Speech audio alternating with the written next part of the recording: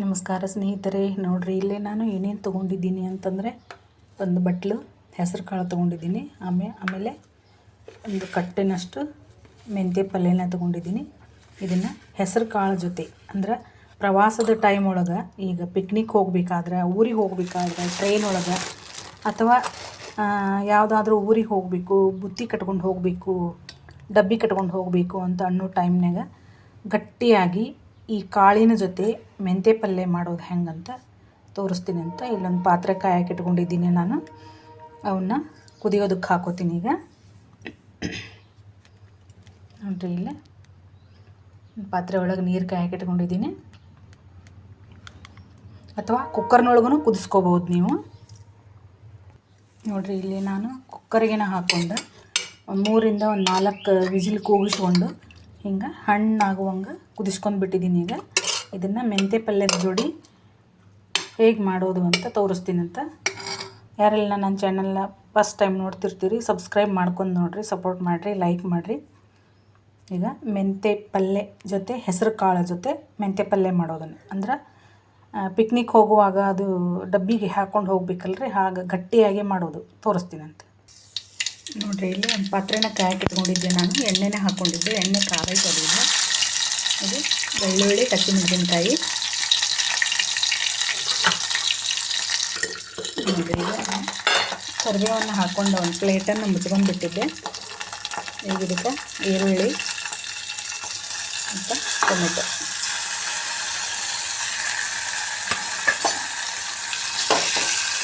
ಸ್ವಲ್ಪ ಒಗ್ಗರಣೆ ಒಳಗೆ ಮೆತ್ತಗಾಗಲಿ. ಮೆತ್ತಗಾಗಕ್ಕೆ ಸ್ವಲ್ಪ ಉಪ್ಪನ್ನು ಹಾಕ್ಕೊಂಡ್ಬಿಡ್ತೀನಿ. ಒಂದು ಸ್ವಲ್ಪ ಅರಿಶಿನೂ ಹಾಕ್ಕೊತೀನಿ. ನೋಡಿರಿ, ಇದು ಈಗ ಮೆತ್ತಗಾಯ್ತು. ಇದಕ್ಕೆ ಮೆಂತ್ಯ ಪಲ್ಯನ ಹಾಕ್ಕೊಂಡ್ಬಿಡ್ತೀನಿ. ಮತ್ತು ಈ ಕರಿಬೇವಿನ ಚಟ್ನಿನ ಮಾಡ್ಕೊಂಡಿದ್ನಲ್ಲ ನಾನು, ಇದು ಎಲ್ಲದಕ್ಕೂ ಹಾಕೋಬೋದು ಅಂತ ಹೇಳಿದ್ನಲ್ಲ, ಇದನ್ನು ಒಂದು ಚಮಚನ ನಾನು ಈಗ ಮೆಂತ್ಯ ಪಲ್ಯ ಮಾಡೋದಕ್ಕೆ ಹಾಕೋತೀನಿ. ಎಲ್ಲದಕ್ಕೂ ಹಾಕೋಬೋದು ಇದನ್ನು.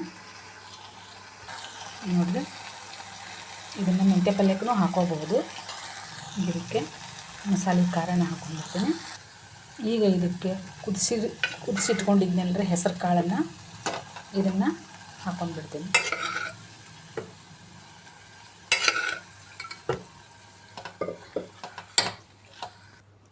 ನೋಡಿರಿ, ಇದೀಗ ಮುದ್ದೆ ಪಲ್ಯ ಆಯ್ತು. ಇದು ಗಟ್ಟಿ ಪಲ್ಯ ಆಯಿತು. ನೀರೇನ ಹಾಕಿಲ್ಲ ನಾ ಇದ್ರೊಳಗೆ.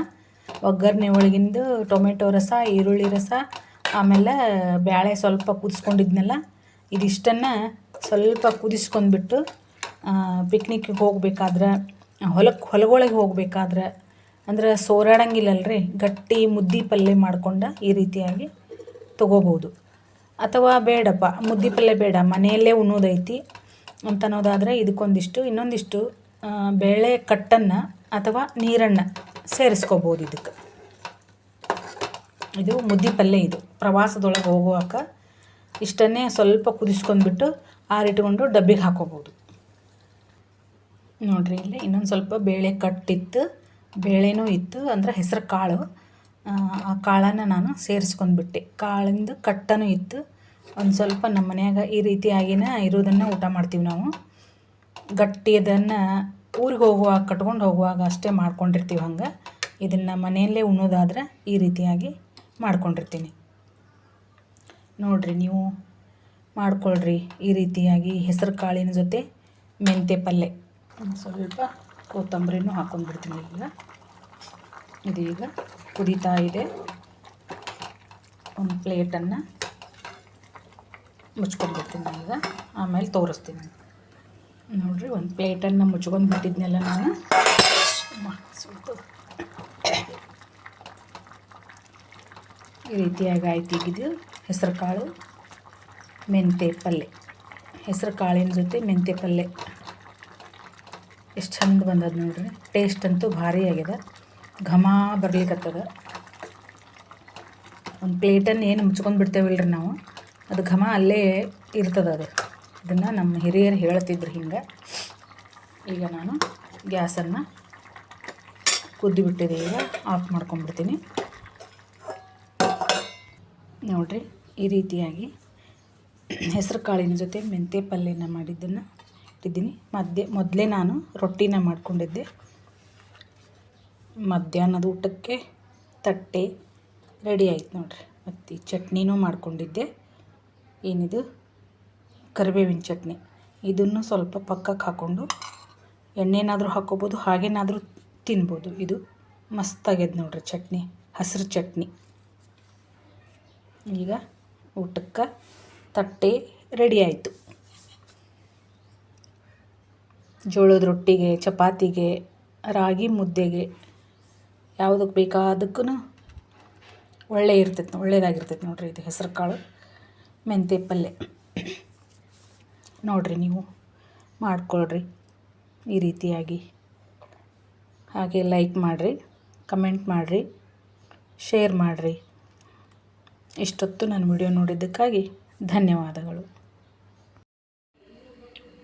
ನೋಡಿ ಫ್ರೆಂಡ್ಸ್, ನಾನು ಚಟ್ನಿನ ಮಾಡ್ಕೊಂಡಿದ್ನಲ್ಲ, ಇದನ್ನು ಬಿಸಿ ಅನ್ನ ಮಾಡ್ಕೊಂಡಿದ್ದೀನಿ. ಬಿಸಿ ಅನ್ನಕ್ಕೆ ಒಂದಿಷ್ಟು ತುಪ್ಪ ಹಾಕ್ಕೊಂಡು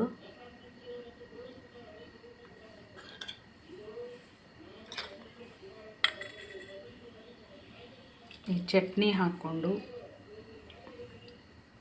ಊಟ ಮಾಡ್ಬೋದು ನೋಡಿರಿ. ಮಸ್ತವಾಗಿರ್ತದೆ ನೋಡಿರಿ ಇದು.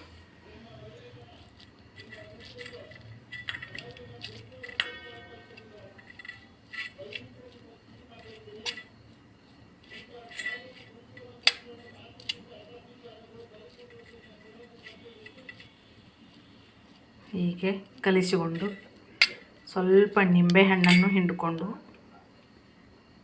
ನೋಡಿರಿ ಎಷ್ಟು ಮಸ್ತ್ ಇರ್ತದೆ ಅಂತಂದ್ರೆ. ಮತ್ತೊಂದು ಸಾರು ಬೇಡ, ಪಲ್ಯ ಬೇಡ, ಏನು ಚಟ್ನಿನೂ ಬೇಡ, ಏನೂ ಬೇಡ ನೋಡಿರಿ. ಈ ಚಟ್ನಿ ಕರಿಬೇವಿನ ಚಟ್ನಿ ಇದು ನೋಡಿರಿ.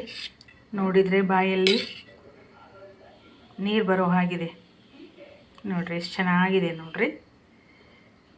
ಹೀಗೆ ಒಂಥರ ಚಟ್ನಿನ ಮಾಡಿಕೊಂಡು ಊಟ ಮಾಡ್ಬೋದು.